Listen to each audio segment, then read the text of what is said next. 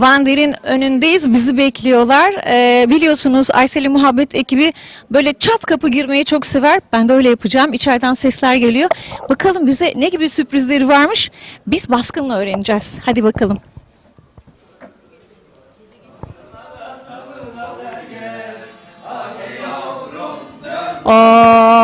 Muhteşem bir ortam varmış.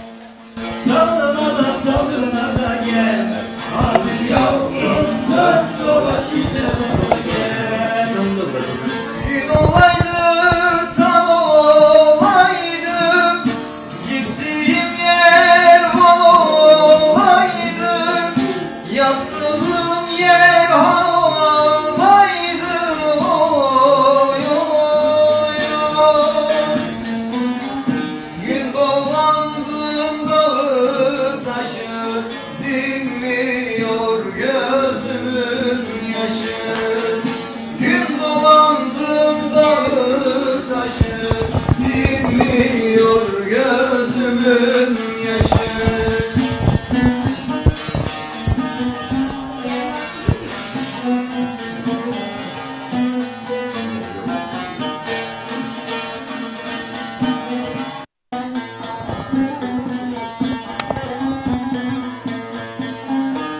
Erek dağı duman duman, zalim felek vermez aman. Gurbet elde hayli zaman, oy oy oy. Gün dolandı dağı taşı, dinmiyor gözümün yaşı. Gün dolandım dağı taşı, dinmiyor gözümün yaşı. Bravo, bravo, muhteşem. Şimdi hemen bize çiğ köfteyi yoğuran Yaşar Başkanım, merhaba. Merhabalar. Çat kapı size baskın yaptık. Hoş geldiniz. Bize dediler ki sizin programa bir sürprizimiz var ama biz merak ettik tabii sürpriz ne? Çiğ köfte. Van çiğ köftesi. Van çiğ köftesi sevgili izleyiciler, görüyorsunuz. Bu hiçbir yerde yok, sadece burada var. Kolay gelsin, nasılsınız? Teşekkür ederim. Sizler nasılsınız? Bizler de çok iyiyiz. Hepiniz harikasınız. Gerçekten böyle güzel bir program ben beklemiyordum. Çok şaşırdık. Çok teşekkür ederiz. Biz teşekkür ederiz. Ayaklarınıza sağlık, şeref verdiniz. Şimdi daha çok sohbet edeceğiz. Başkanımızı, faaliyetleri, Van Der'i konuşacağız. Biz onları böyle bir bırakalım değil mi? Bir yorsun. Daha Ne diyorsunuz? sonra, evet, Daha sonra sohbet edeceğiz. sohbet edeceğiz. Kesinlikle. Müzikle devam edelim.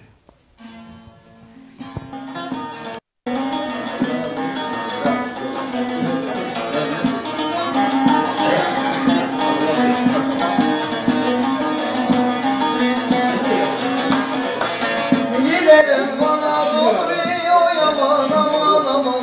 Yolu bir ana doğru, kız elinden el aman. Kes başım kanım aksın, oy aman aman aman. Kıymet bilene doğru, kız elinden el aman. Vanlıyam, şanlıyam, kılıcı kanlıyam. Vanlıyam, şanlıyam, ben delikanlıyam. Vanlıyam, şanlıyam, kılıcı kanlıyam.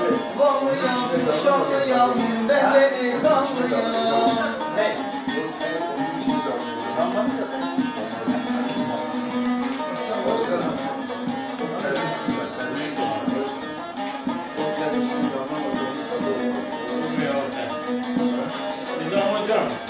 Ereğin karı benim, oy aman aman aman. Yer vursa erimenem, özelinden el aman.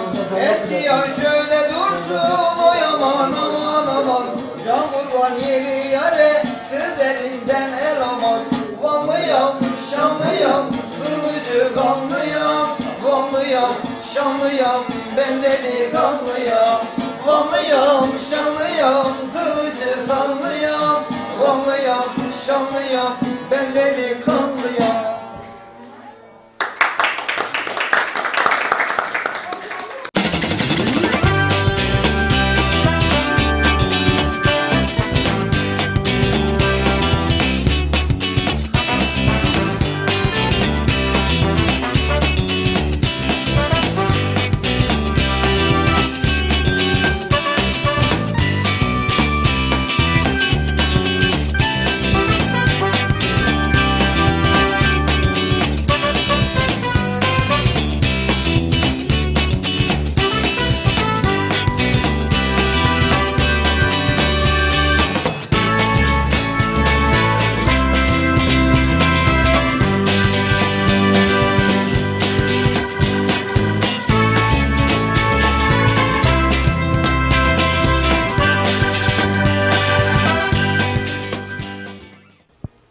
Şimdi gelenektir başkanım, çiğ köfte yoğuranın şöyle ne yaparlar? Teri silinir değil mi? Bu görev de bize ait olsun. Kolay gelsin. Teşekkürler, hoş geldiniz. Önce içeride bir hazırlandınız, başladınız yoğurmaya. Evet, içeride çiğ köftemizin ön hazırlığını yaptık. Şimdi burada sizlere inşallah yemek için sunum yapacağız. Sevgili izleyiciler görüyorsunuz başkanımızın bize sürprizi buydu. Çok güzel bir ortam hazırlamış. Tam bir böyle Van kültürünü yaşatan bir an bizim için de çok değerli. Görüyorsunuz sevgili izleyiciler. Bir yandan çiğ köfteye, bir yandan türküler, bir yandan Van'ın kültürünü yansıtan o eşsiz lezzetler. Böyle bir sofra için çok teşekkür ediyoruz. Programımız devam ediyor sevgili izleyiciler. Özellikle Van'ın kültürünü yansıtan, Van'la özdeşleşen yiyecekler var burada. Hemen onlara ben bakmak istiyorum. Şöyle tandır ekmeği, peyniri, çöreği, ayran aşı, Van balığı ve tabii ki Van'ın ekmeği. Görüyorsunuz. Van'ın lezzetleri. Bize şimdi bunlarla ilgili kim bilgi verecek? Kim bize tanıtacak bu ürünleri? Şöyle geçeyim mi ben?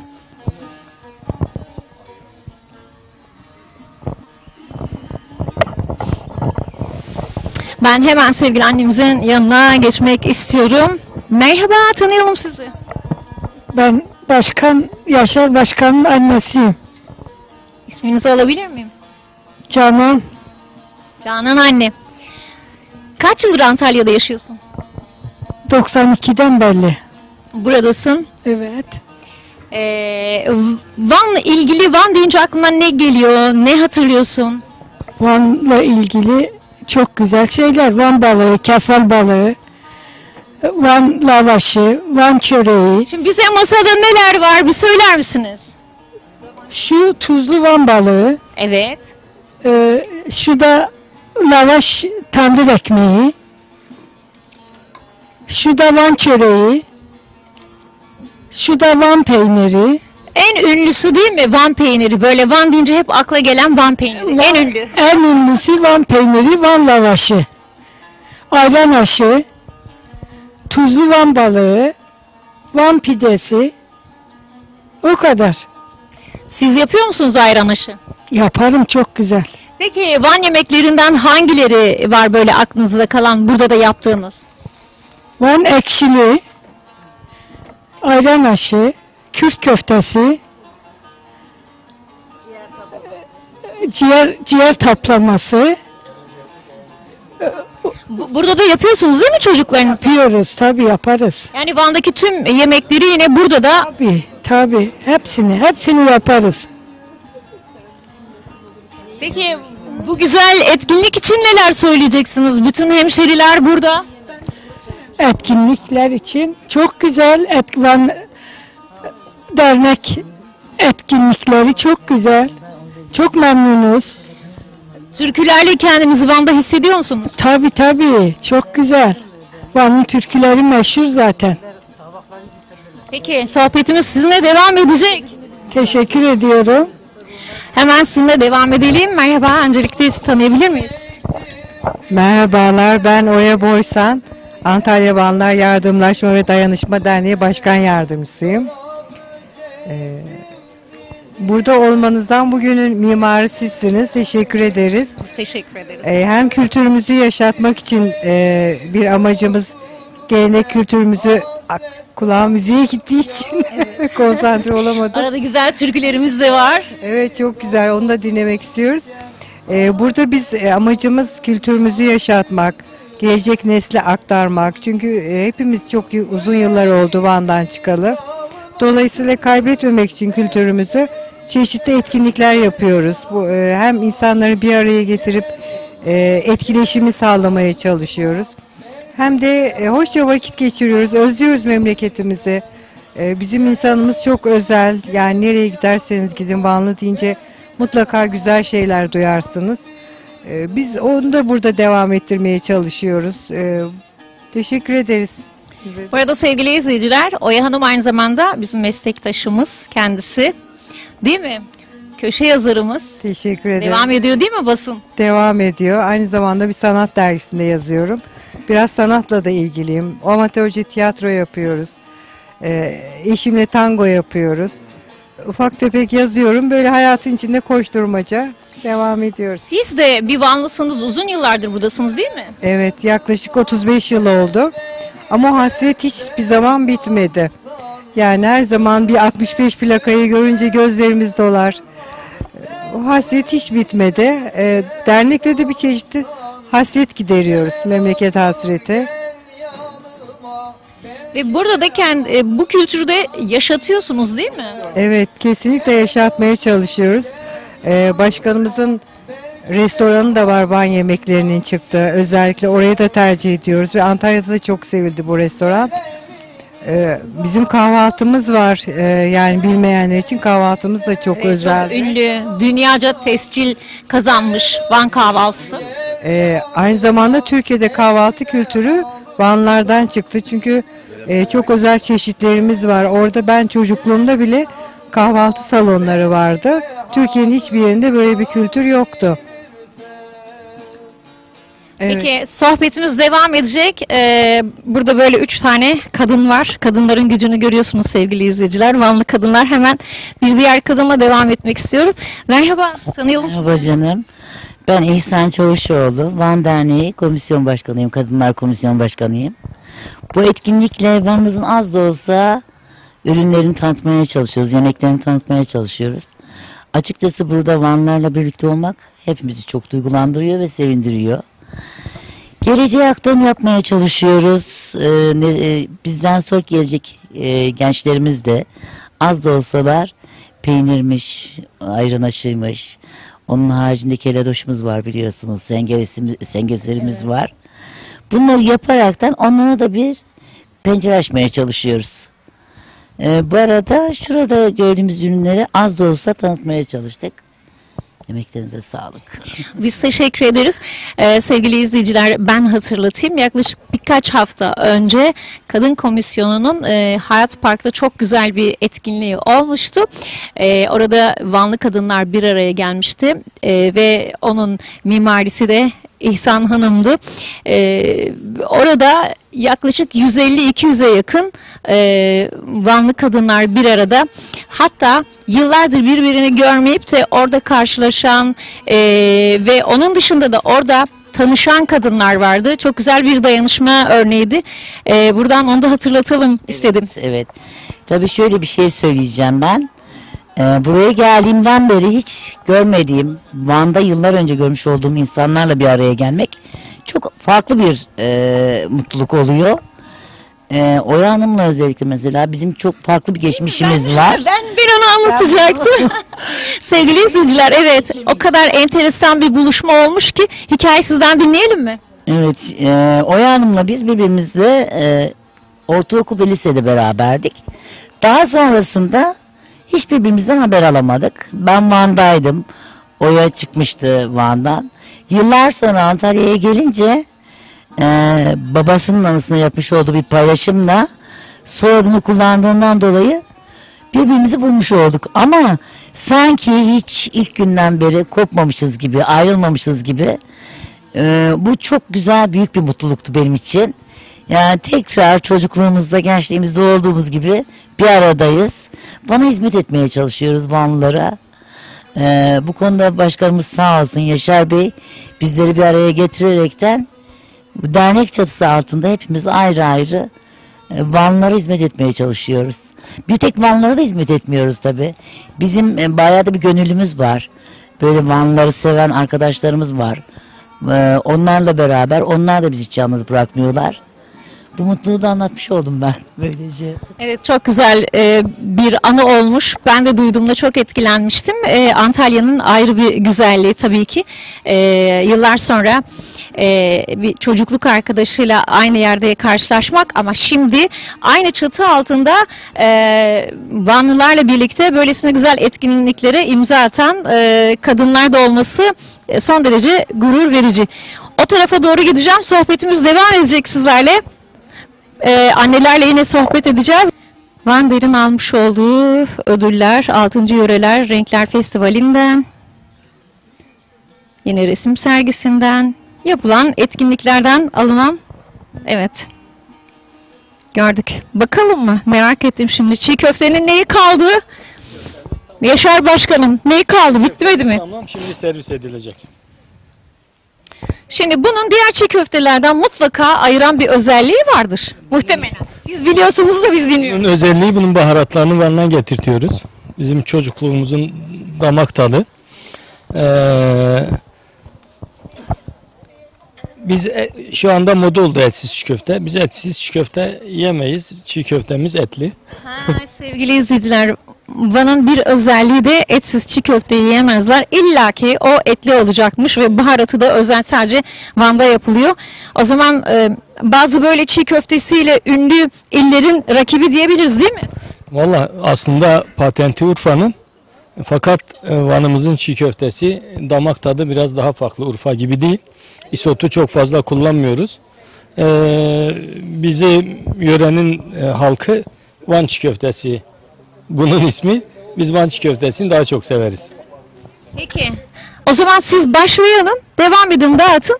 Biz de kimle devam edelim? Burada değerli bir sanatçı dostumuz var. Kendisi Vanlı. Ben kendisini tanıyorum. Ünlü bir sanatçımız ama bir de tanımayan izleyicilerimiz için merhaba, Ali Gündüz bizimle. Merhabalar efendim, hoş geldiniz, şeref verdiniz öncelikle. Teşekkür ederim. Siz de hoş geldiniz. Hoş bulduk, çok teşekkür ediyorum. Ali Gündüz ben, tanımayan dostlarımız için buradan Koza TV izleyicilerine selamlar, sevgiler gönderiyorum. Antalya Vanlılar Derneği Sanat Komisyonu Başkanıyım ayrıyeten. Burada kıymetli başkanım Yaşar Mücesser'le birlikte ve yönetimimizle birlikte Van'ımızın kültürünü, sanatını, yöresel yemeklerini tanıtmak için elimizden gelen her çabayı, büyük çabayı sarf etmeye çalışıyoruz burada. Ben de burada sazımla, türkülerimle kıymetli başkanıma ve kıymetli misafirlerimize eşlik etmeye çalışıyorum. Umarım güzel bir program olur.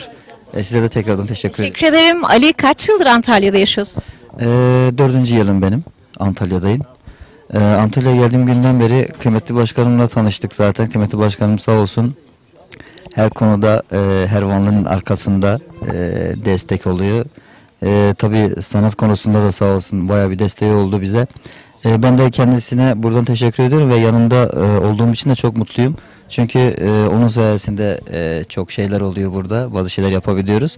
Ona ve kıymetli yönetimimize çok teşekkür ediyorum. En güzel şekilde kültürümüzü, sanatımızı tanıtmaya çalışıyoruz Antalya'da. Sanat anlamında sevgili izleyiciler, Ali Gündüz de türküleriyle birçok etkinliğe renk katıyor. Van Der'in hazırlamış olduğu etkinliklerde kendisi de yer alıyor. İsim vermeyeceğim ama Antalya'da çok ünlü, bilindik bir yerde de sahne alıyor haftanın 3 günü. Reklamını yaptım ben.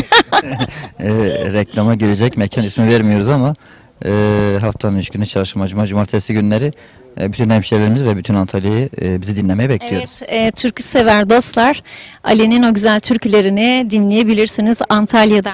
Çok Bir türkü dinleyelim mi? Tabii ki. Hadi bakalım. Van türküsü söyleyelim o zaman. Gelsin bakalım. Hadi bakalım. Su gelir millendirir, çayır çimlendirir. Öyle bir yar sevmişem ki dilsizi dillendirir. Su gelir millendirir, çayır çimlendirir. Öyle bir yar sevmişem ki dilsizi dillendirir. Leyla Leyla yavaş yürü, bir yudum su aşkın öldürür beni. Leyla Leyla yavaş yürü, bir yudum su aşkın öldürür beni.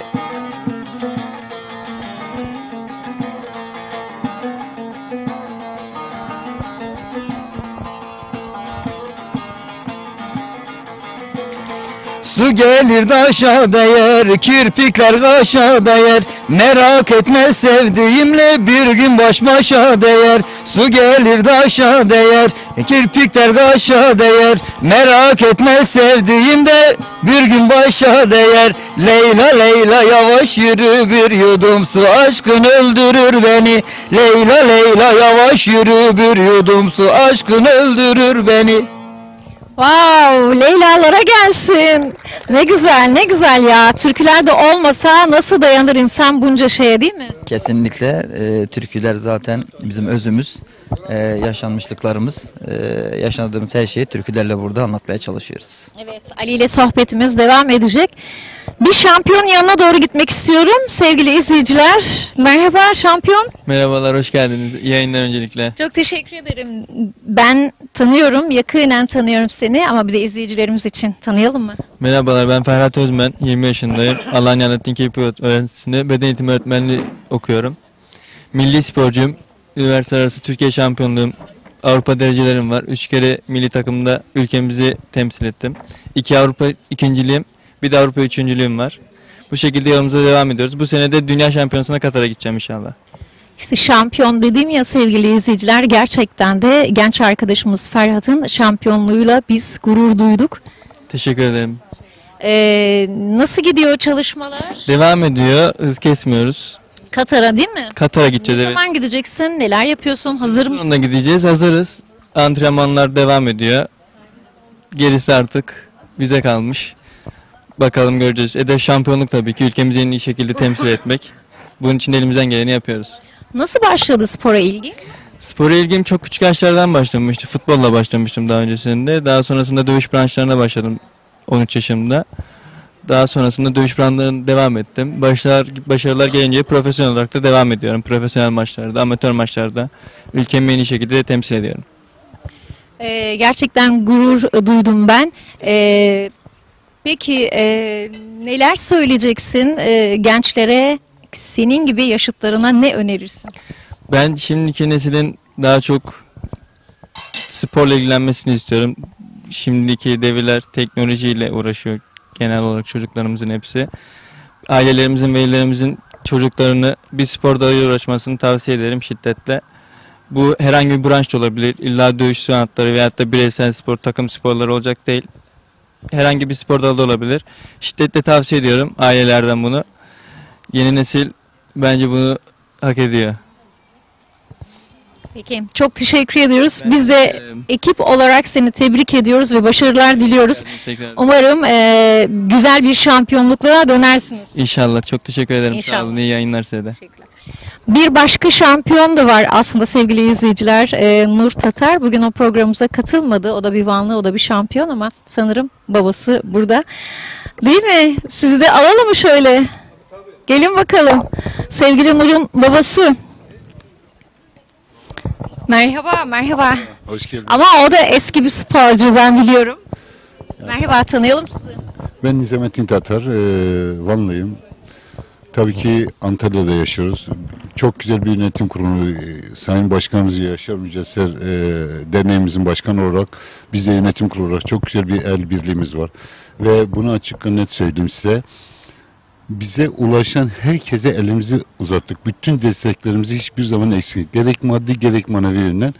Tabii ki Van'ımızın güzel ürünleri de burada ayda bir de olsa böyle tanıtım anlamında biz bunu kendi aramızda toplanıp herkes imkanları dostunda bir şeyle getirip burada yapmaya çalışıyor. Bir de buradaki Van'daki özelliğimizi kaybetmek anlamında burada yaşatmaya çalışıyoruz. Gerek başkanım gerek yönetim kurulu olarak hepsine sonsuz teşekkür ederim. Güzel bir ortamımız var, güzel bir grubumuz var. İmkanlar dolusunda bütün herkese el atmaya çalışıyoruz. İnşallah bu güzelliği hep aynı şekilde devam ettiririz. Siz de uzun yıllar sporla ilgilendiniz. Aynı zamanda çok güzel bir sporcu evlat yetiştirdiniz. Ülke için başarılı bir isim yetiştirdiniz. Ya tabii ki bu kendinden olan bir şey değil. Büyük emekler verildi. Büyük bir özveride bulunuldu. Kolay kolay dünya şampiyonu olimpiyatlarda bugüne kadar 2 olimpiyat madalya, 3 olimpiyata katılıp 2 olimpiyat madalyası alan tek bayan sporcu. Kızımız olduğu için ben de tabii ki her zaman bunu basa basa söylüyorum. İstiklal Marşımızı okutup göklere bayrağımızı çektirmekten gurur duydum. Kızım da olduğu için ayrı bir gurur duyuyorum tabii ki bu. Halkımız tarafından da benimsenen, Van'ımız tarafından da sevilen bir insan olarak, hatta Van'da da bir kapalı spor salonu yapıldığında ismi verildi. Bu da ayrı bir güzelliktir bizim için. Tatar Kapalı Spor Salonu. Evet, onun için Allah bütün güzel gençlerimizin gerçekten yanında olursak her zaman bunlar bize çok şeyler kazanır, ülkemize çok şeyler kazandırırlar. İnşallah hep onların yanındayız, hep onların destekçileriyiz. Devam ediyor değil mi Nur Tatar'ın? Nur bu anda devam etmiyor Faaliyetleri. tabii ki. Yok, kendisi ama niyeti var devam etmeye. Yönetim kurulu başkanı değişti galiba. Bahri Tanrıkulu diye bir federasyon başkanı yeni seçildi geçen gün seçimlerde. Nur başlayacağını söyledi ama tabii ki böyle etmez. Şimdi Beşiktaş kulübünün antrenörlüğünü yapıyor.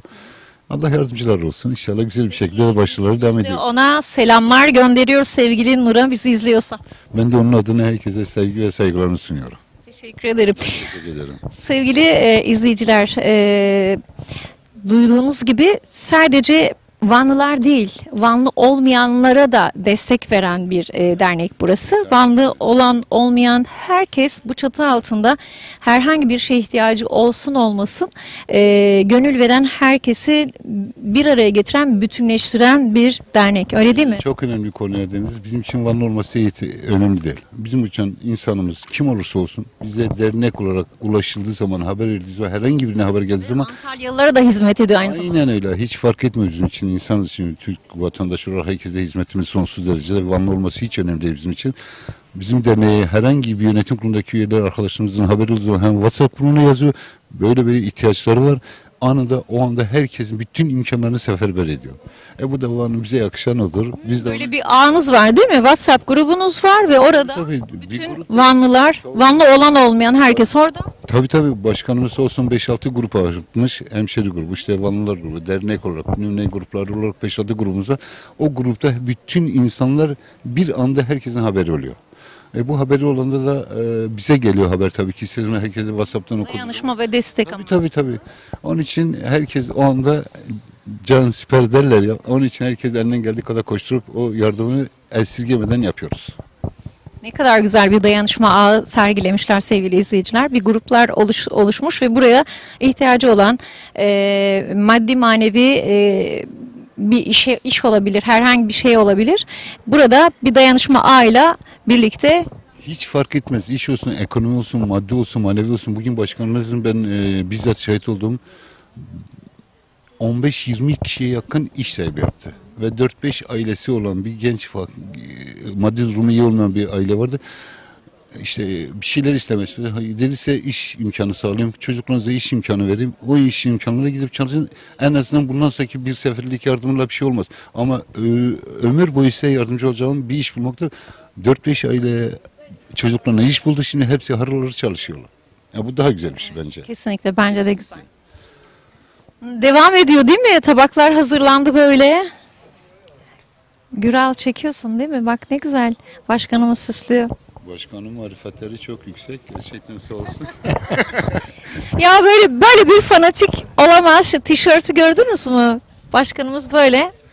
Benden Yaşar benim Günceser gerçekten de böyle bir Van spor. Van fanatiği. Van fanatiği. Van fanatiği, evet. Nedir bu Van aşkı? Vallahi aşağı yukarı 33 yıldır memleketten çıkmışız. Ama 50 yılda geçse sonuçta doğduğumuz yer bizim için değerlidir. Tabii ki yaşadığımız yer de bizim için değerlidir. İkisine de sahip çıkmak durumundayız. Burada kültürümüzü yaşatıyoruz. Kendi insanlarımıza sahip çıkıyoruz. Bizim gençlerimize sahip çıkıyoruz. Bizim derneğimizin çok önemli özellikleri var. Birazdan size anlatacağım inşallah bu iş bittikten sonra. Antalya'nın en güçlü sivil toplum örgütüyüz. Rakipsiz bir derneğiz. Antalya'nın dışına çıkmışız artık. Burdur, Isparta, oralardaki hemşehrilerimizi bir araya getiriyoruz. O yüzden dayanışmanın insanları yaşattığını ve aç bırakmadığını, işsiz bırakmadığını biliyoruz. O yüzden biz o anlamda derneğin isminin gereğini yerine getiriyoruz. Derneğimizde çeşitli komisyonlarımız var. 13 tane komisyonumuz var bizim. Sanat komisyonumuz var. Sanat komisyonu başkanımız Ali Gündüz sağ olsun her alanda her zaman Vanlıların, hemşehrilerimizin yanında hem sanatsal olarak hem daha diğer anlamlarda. Spor komisyonu başkanımız Nizamettin Tatar hocamız sağ olsun burada gençlerimize ciddi anlamda katkı koyuyor. farklı etkinliklerimiz var. İşte sporcu gençlerimiz var. Aynı zamanda milli antrenörümüz var. Yavuz Özmen, Ferhat'ın babası kendisi. Yani her dalda uzman, liyakatlı, profesyonel kadrolarla çalışıyoruz. Her komisyonun kendi içinde örgütlenmesi var. Bu örgütlenme şöyle, mesela biz ana kadememiz var. 11 asil, 11 yedek yönetimimiz var. Fakat komisyonlarımız var. 13 tane komisyonumuz var. O komisyonlar da kendi işlerinde örgütlenmişler. O anlamda ciddi bir sivil toplum örgütüyüz. Yani dernekçiliğin dışına çıkmışız. Evet, sadece Vanlı değil, Vanlı olmayanlara da destek çıkan. Şöyle, bizim için insan olması yeterli. Yoksulun, işsizin, aç insanın Vanlısı, Antalyalısı, Burdurlusu olmaz. Biz kendimiz Van'ın dışında farklı ilin insanlarına da katkı koyabiliyoruz yani. Bizim için Burdurlu, Ispartalı olması fark etmez. Buranın kırsal köylerinde bile imdat diyen insanların yardımına ulaşıyoruz. Ki çok yaptığımız işler var. Bazen Nizam hocam diyor niye anlatmıyorsun? Ben diyorum ki hayır işleri gizli olur, anlatılmaz. O yüzden çok fazla bu işlere de girmek istemiyorum ama ciddi anlamda çalışan bir derneğiz. 800'ün üstünde 4,5 yılda insanı iş ve ekmek sahibi yapmışız. Yani topluma balık tutmayı öğretiyoruz. Şimdi bir aileye gidiyoruz, gerçekten ihtiyaç sahibi, ekmeğe ihtiyacı var. Fakat o ailede çalışabilecek insanlar var. Fakat iş bulamıyorlar. Biz onlara iş sahası açıyoruz, iş buluyoruz, ekmek sahibi yapıyoruz, bize ihtiyaçları kalmıyor. Onun dışında zaman zaman işte memleketten gelmiş, bankta yaşıyor, iş bulamamış, mağdur olmuş insanlar çıkıyor karşımıza, insanlarımız. Biz onları oradan alıp insan gibi bir ortamda barındırıp daha sonra o insanlara iş bulup ekmek sahibi yapıp yaşama tutunmalarını sağlıyoruz. Geçenlerde mesela 3 aydır bankta dışarıda yaşayan. Evet, bunu haberlerde de izledim. Evet, bir gencimiz vardı. Biz onu alıp bir günde hayatını değiştirdik. Topluma kazandırdık. Aradan 2 ay geçti. Beni aradı, başkanım derneğinize katkı koymak istiyorum. Bağış yapmak istiyorum. Yani bunun gibi çok çalışmamız var. İnsani çalışmalar bunlar. Derneklerin, her STK'nın yapması gereken şeyler. Yani çünkü bu işler vebaldir. Yani bu koltuklarda oturuyorsak biz bunun gereğini yapmak durumundayız. Bu koltuklarda siyaset olmaz. Bu koltuklarda bireysel çıkar menfaat olmaz. Bizim tabii ki herkesin bir siyasi düşüncesi var. Ben de bir siyasi düşüncem var benim de. Fakat bizim yönetimimizde her siyasi düşünce var. Demin insan hakları savunucusu var. Milliyetçi Ülkü Ocakları Başkanlığı yapmış arkadaşımız var. AK Parti'nin yönetim kurulunda üyelik yapan arkadaşımız var. Her siyasi düşünce var ama biz birinci önceliğimiz ağacın gövdesi Van. Bizim birinci önceliğimiz Vanlıyız. Bu kültüre sahip çıkacağız, ilimize sahip çıkacağız. İlimizin ismini Antalya'da en üst düzeyde yaşatmak durumundayız. Çünkü biz 1550 kilometre gelmişiz Van'dan buraya. Çocuklarımız burada doğmuş, büyümüş. Çocuklarımıza da sordukları zaman nerelisin, Vanlıyız diyorlar. Onların da iyi bir isimle yaşaması için biz doğru işler yapacağız. Toplumu duyarlı hale getireceğiz, bilinçli hale getireceğiz toplumu. Ve Antalya'da gerçekten 4,5 yılda rakipsiz bir sivil toplum örgütü olduk. Geçen Van depremi vardı. Evet, anma düzenlendi. Evet, yıl dönümünde anma düzenlendi. Biz o gün kapalı yolda lokma tatlısı dağıttık. Unutmadık yani memleketimizi. Ve oradaki insanların Antalyalısı, Ispartalısı, Konyalısı ilgi alakasını gördüm mesela. Çok hoşuma gitti, çok mutlu oldum. Çünkü biz misak-ı milli sınırları içinde hepimiz aynı bayrağın altında yaşayan insanlarız. Herkesin bir siyasi düşüncesi olabilir. Birbirimize saygı duyacağız. Saygı kuralları içinde yaşayacağız. Ve amacımız hem vatana hem ülkeye hem insanlığa hizmet etmek olsun. Dürüstçe, onurluca, çalmadan, insan gibi bu ülkeyi yönetenlere de bir önerim var, bir tavsiyem var. Bu ülkede insanlar yatağa aç girmesin. İnsanlar ekmeği için intihar etmesin, yaşamına son vermesin. İnsanlar insan gibi yaşasın. Bir gelişmiş ülkelerdeki gibi sosyal devlet anlayışıyla yaşasın. Biz derneğimizde kültürümüzü yaşatmamız gerekirken biz inanın çok farklı şeylerle uğraşıyoruz. Yani bir kamunun bir sosyal hizmetleri gibiyiz burada. O anlamda bu ülkede tüy bitmemiş yetimin hakkı var. Bu yetimin hakkına A parti, B parti, hangi parti olursa olsun sahip çıkıp empati yaparak yaşamaları lazım, siyaset yapmaları lazım. Söyleyeceğim bu kadar. Şimdilik bu kadar diyelim. Şimdilik bu kadar diyelim. Devam edelim. Çiğ köfteler hazır. Hazır, evet. O zaman bir başlasın, bir müzikle birlikte sonra sohbetimize devam edelim. Ne dersiniz başkanım? Tabii olur. Size bir soluklanın. Uygundur. Teşekkür ederim.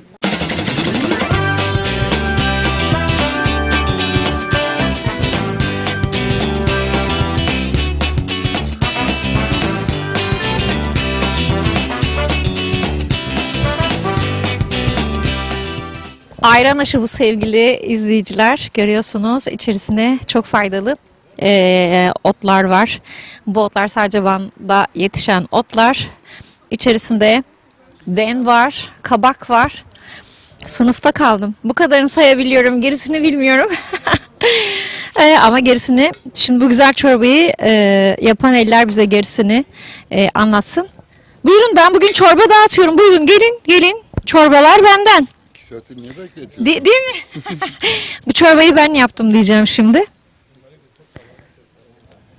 Hem bu güzelliği veren içindeki otlar var. Değil mi? Ben birazını sayabildim. Devamını sayamadım. Şimdi bize bu güzel çorbayı... Evet.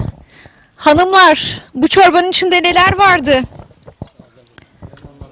Kim anlatacak?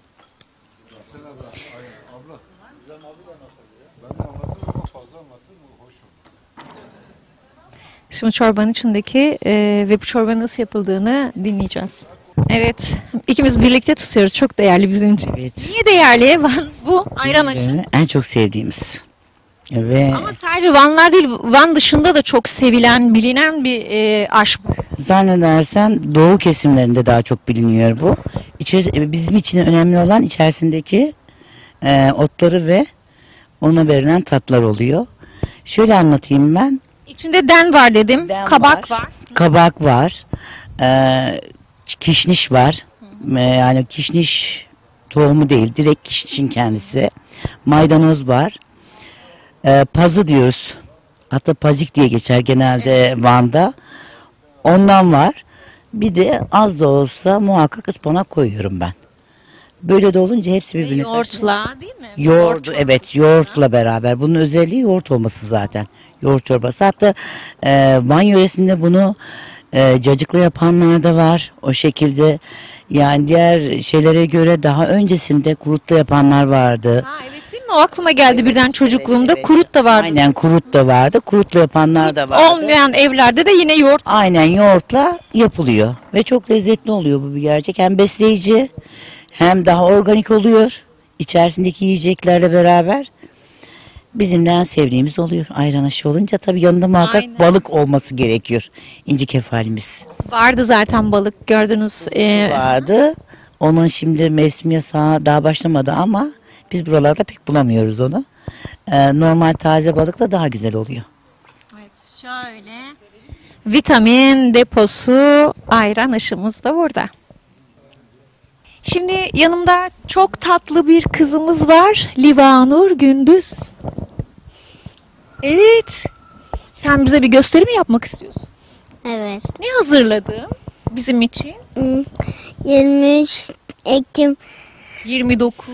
29 Ekim Cumhuriyet Bayramı için bir tane gösteri yapmak istiyorum. Ne kadar tatlı, muhteşemsin sen. Livanur kaç yaşındasın? 4,5. Nerelisin? Vanlıyım. Çok tatlısın. O zaman biz diyoruz ki evet sevgili izleyiciler, alkışlarınızla Livanur Gündüz diyelim. Alkışlar nerede? Bu alkışlar senin için. Hadi bakalım şimdi kameraya bak ve gösterini yap. Başla. Çocuklar vatan için hep beraber olacağız. Mutlulukla ve gururla geleceğe koşacağız. Benim ülkem şenlik bugün. Bize bayram bugün. Sen de bize gel istersen. Cumhuriyet demek bugün. Biz çocuklar vatan için hep beraber olacağız. Mutlulukla ve gururla geleceğe koşacağız. Çok teşekkür ederim. Hadi el salla bakalım. Harikasın. Ve programımız devam ediyor sevgili izleyiciler. Bu güzel gösterinin ardından tekrar söyleşimiz devam edecek.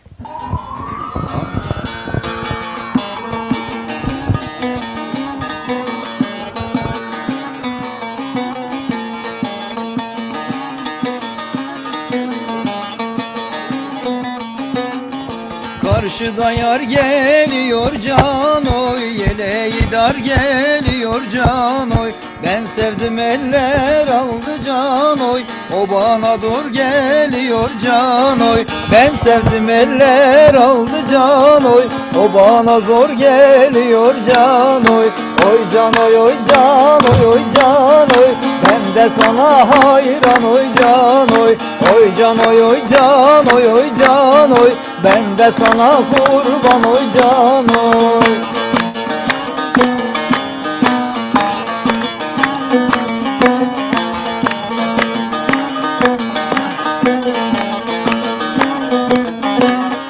Şu Erciş'in bağları can oy, gül kokuyor dağları can oy. Kirpiğine süpürem can oy, yâre giden yolları can oy. Kirpiğine süpürem can oy, yâre giden yolları can oy. Oy can oy, oy can oy, oy can oy. Ben de sana kurban oy can oy. Oy can oy, oy can oy, oy can oy. Ben de sana heyran oy can oy. Oy can oy, oy can oy, oy can oy. Ben de sana kurban oy can oy. Çok teşekkür ederiz. Ağzınıza, yüreğine sağlık diyelim. Çok güzel bir sofraya konuk olduk sevgili izleyiciler. Van'ın kültürünü yansıtan balıyla, Van peyniriyle ve ayran aşıyla, Van çöreğiyle, ekmeğiyle o kadar güzel ki sadece bu bir kısmıydı gördüğünüz burada bu masada yer alan. O kadar çok ürün var ki Van'ın kültürünü, Van'ın rengini yansıtan bir kısmını izlediniz. Öyle değil mi? Evet. Yaşar Başkanım. Kesinlikle. Ürünlerimiz, yöresel mutfağımız çok daha çeşitli. Yöresel yemeklerimiz çok daha fazla. Fakat bugün ayran aşı, tuzlu balık, çiğ köfte, otlu peynir, tandır ekmeği ve çöreğimiz vardı soframızda. İnşallah bundan sonraki programlarınız olursa daha değişik yemeklerimizi sunabiliriz. Siz böyle bize sürprizler yaptıkça tabii Koza TV hep burada olacak. Evet. Ayaklarınıza sağlık. Şu an biz program başında açarken de söyledim. Muratpaşa ilçesinde neredeyiz? Asim'deyiz. Evet. Burası Muratpaşa Belediye'mizin sivil toplum örgütlerine tahsis ettiği bir yer. Burada 120'nin üzerinde sivil toplum örgütü var şu anda. İl örgütleri, il dernekleri. Biz de o derneklerden biriyiz. Derneğimiz de Muratpaşa Asim Sivil Toplum Örgütü'nün içinde. Burayı bize tahsis eden Muratpaşa Belediye Başkanımız Sayın Ümit Uysal'a sonsuz sizlerin huzurunda teşekkür ediyorum. Tüm sivil toplum örgütleri adına teşekkür ediyorum. Ümit Uysal Başkanımız gerçekten STK'larla çok alakalı, ilgili ve STK'lara çok önem veriyor, sivil toplum örgütlerine. Yöreler etkinliği de yapıyor zaman zaman. İşte biz ayran aşımızı Ümit Başkanımın bir etkinliğinde, Yöreler Renkler etkinliğinde ayran aşımızı tanıttı sağ olsun Muratpaşa Belediyesi. İllerin, derneklerin kültürlerini yaşatmasına ve tanıtmasına da vesile oluyor. Ayrıca buradan Zeydan Karalar Başkanımıza da bir selam göndermek istiyorum. Ben Van Dernek Başkanı olarak birlikte Van'a gittik belediye başkanlarıyla. O zaman Sayın Kemal Kılıçdaroğlu Cumhuriyet Halk Partisi Genel Başkanı belediyeleri Van'a topladığı dönemde Zeydan Başkanımızla da Van Gölü kenarında birlikte bir kahvaltı yaptık. Öyle bir anımız var. Kendisine de buradan saygı ve selamlarımızı gönderiyoruz. İnşallah Kemal Bey Genel Başkanımız bizi bu dernekte ziyaret etti. Çok geniş katılımlı bir ziyaret oldu. İnşallah Zeydan Karalar Başkanımızı da derneğimize davet ediyoruz. Burada misafir etmek istiyoruz kendisini. Kendisi eminim ki izliyorlar Sayın Başkanım, Sayın Zeydan Karalar Başkanım. Çağrıyı duydunuz. Vanlılar sizi bekliyorlar, derneklerine misafir ediyorlar ve sizi çok seviyorlar. Kesinlikle Zeydan Karalar Başkanımızın bizim yanımızda yeri bir ayrıdır. Kendisine tekrar buradan selamlarımı iletiyorum. Biz de vesile olalım kendisine. Vanlar sizi burada görmek istiyor başkanım diyelim ve devam edelim. Merhaba, sizi de tanıyalım. Merhaba, sağ ol. Ben Yaşar Çakar. Van Dernek Başkan Yardımcısıyım. Aynı zamanda Sosyal Hizmetler Komisyon Başkanıyım. Derneğimize başkanımızın beraberliğinde çok güzel projeler üretiyoruz. Çok güzel şeyler yapıyoruz. Bu bizim memleketimizden gelen bir kültürdür. Çünkü Van'ımız çok büyük medeniyetlere ev sahipliği yapmış bir bölgedir. Onun için biz de o kültürü buraya taşıdık. Başkanımıza teşekkür ederim. Tüm arkadaşlara teşekkür ederim. Ve sizlere de çok teşekkür ederim. Biz teşekkür ederiz. Siz kaç yıldır buradasınız? Ben 28 yıldır buradayım. Ama her iki kültürü de bir arada yaşıyorsunuz. Hem Van hem Antalya değil mi? Biz orada zengin olan kültürümüzü buraya taşıyoruz. Ve burada beceriyoruz. Tüm değerli arkadaşlarla beraber herkesin emeği çoktur. Biz bunu yaşatıyoruz.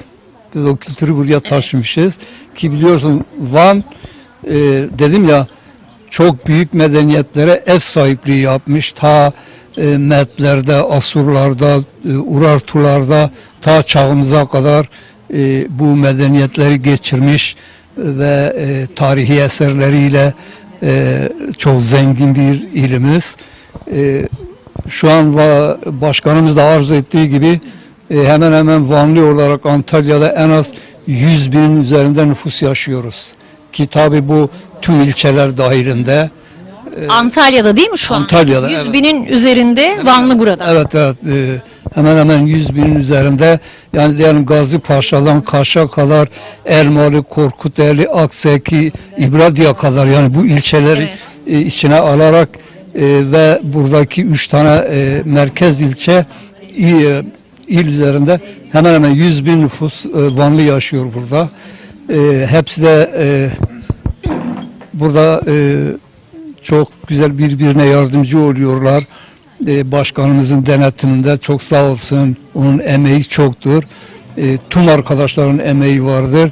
Ben sizin de bu yayınınız için size teşekkür ederim. Biz çok teşekkür ederiz. Size başarılar dilerim. Çok teşekkür ederiz. Çok sağ olun. Sağ olun.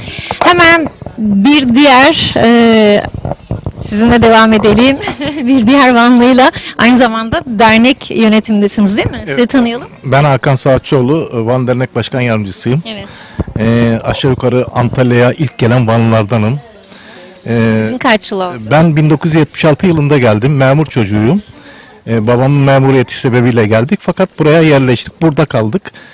Artı ilk geldiğimizde Vanlılar ve Doğulular çok yadırganıyordu Antalya'da. Daha sonra bu bakış açısı değişti ve şu anda çok daha iyi birlikte yaşamaya başladık. Bunun yanında Antalya'dan, Van'dan kız alıp vermeye başladık ve benim eşim de Antalyalı. Yani böyle bir yaşam sürüyoruz. Size de çok teşekkür ediyorum bu programı yaptığınız için. Bizi mutlu ettiniz. Çok teşekkürler. Merhaba, sizi de tanıyalım. Bahri Bilgin ben. Antalya Vanlar Yardımlaşma Derneği'nin Sosyal Hizmetler Komisyon Başkanıyım. Sizler de hoş geldiniz bu arada. Yaptığımız etkinlikler aslında bizim ayda bir yaptığımız, ayda bir araya geldiğimiz, bir arada bulunduğumuz, hem fikir alışverişinde bulunduğumuz hem de özlem giderdiğimiz ortamlardan biri. Siz de denk geldiniz. Umarım beğenmişsinizdir. Bizim için de çok keyifli ve güzel geçti gerçekten de. Teşekkür ediyoruz bu güzel davet için. Biz de çok mutluyuz sizleri aramızda görmekten. Sizin de bu konuda diğer Vanlı hemşehrilerimize, Vanlıları sevenlerle ilgili o iletişimi sağladığınız için bizler de size teşekkür ediyoruz. Güzel bir ortamımız var, güzel bir birlikteliğimiz var. Ben bu aile diyorum çünkü hepsini çok seviyorum. Hepsi ailem gibi. Bir büyüğüm, bir küçüğüm. İşlerinde olmaktan ve burada görev almaktan da büyük bir onur duyuyorum. Yaptığım görevle de ilgili bir şeyler söylemek istiyorum. Özellikle Vanlı hemşehrilerimizin burada sosyal anlamda bütün ihtiyaçlarını karşılamak için bir komisyon kuruldu. Bu komisyonda ben aktif olarak görev alıyorum. Sosyal hizmetler. Özellikle bütün hemşehrilerimizin ihtiyaç duyduğu noktalarda ki kan biliyorsunuz çok önemli bir durum. Bununla ilgili bütün ihtiyaçları kendi bünyemizde bağlı olduğumuz, kurmuş olduğumuz kan gruplarında bulabiliyoruz. Hem de çok kısa bir zaman içerisinde bulabiliyoruz. Bu kendi içimize gerçekleştirdiğimiz güzel bir olay, güzel bir etkinlik. Bütün hemşehrilerimize yardımcı olmaktan gurur ve kıvanç duyuyoruz. Bu bizi de etkiliyor, bizleri de tamamlıyor. Hem birliğimiz hem beraberliğimiz için çok güzel bir olgu. Hemşehrilerimize bu konuda desteklerinden dolayı sizin aracınıza da bir teşekkür etmek istiyorum. İnanın o kan verdiğiniz arkadaşlarımız, o kan verdiğiniz canlar, o kan vermek için yaptığınız her bir eylem, uğraşınız, çabanız, emeğiniz ben inanıyorum ki önce Rabbimin katında çok değer bulacaktır ama bizim gözümüzde de çok değerli. Bunda eksik kalmayalım. Talepler geldiği zaman unutmayın bugün başkası için bir talepte bulunuyorsak yarın da sizin ya da sizin sevdikleriniz için de bir talep oluşacaktır. Bu konuda bize ulaşmaktan hiçbir zaman imtina çekinmeyin. Biz bu konuda büyük bir aileyiz. Çok iyi noktalarda ve çok iyi gruplarda bunu kısa sürede sonuçlandırabiliyoruz. Ama lütfen sizden tek istirhamım sizin vasıtanıza, sizin aracınıza kan çok önemli bir olay. Bunda ne kadar etkin olabilirsek, bunda ne kadar hızlı olabilirsek emin olun sonucu size kadar gelecektir. Ben bu konuda şimdiden herkese çok ama çok teşekkür ediyorum. Sizlerle de bu anlamda aracı olduğunuz için sizlere de çok teşekkür ederim. Çok teşekkür ederiz. Ve bizim için çok keyifli, güzel bir programdı. Yavaş yavaş programımızın sonuna da geldik sevgili izleyiciler. Antalya'da yaşayan Antalya Vanlılar Yardımlaşma ve Dayanışma Derneği Vander'in misafiri olduk bugün. Aysel-i Muhabbet ekibi olarak.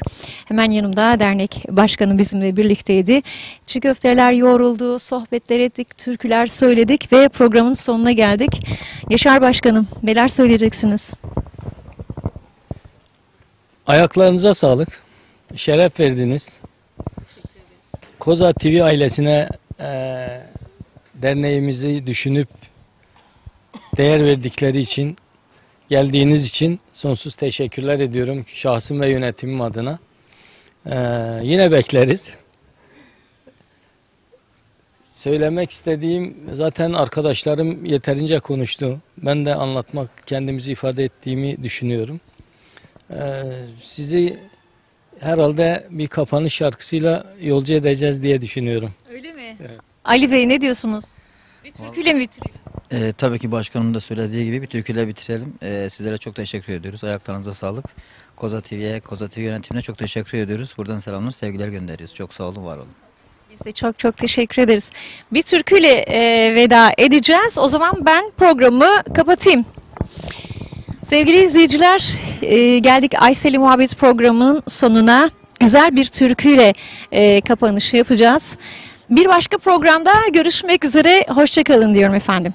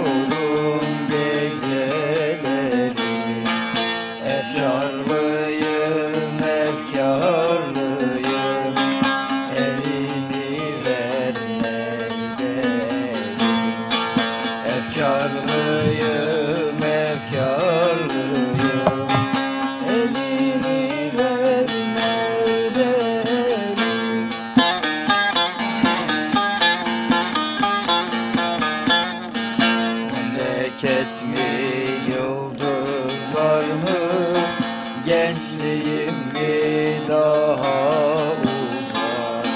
Memleket mi, yıldızlar mı? Gençliğim mi daha uzak?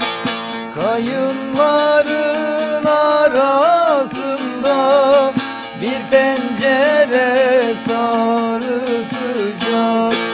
Kayınların arasında bir pencere sarı sıcak.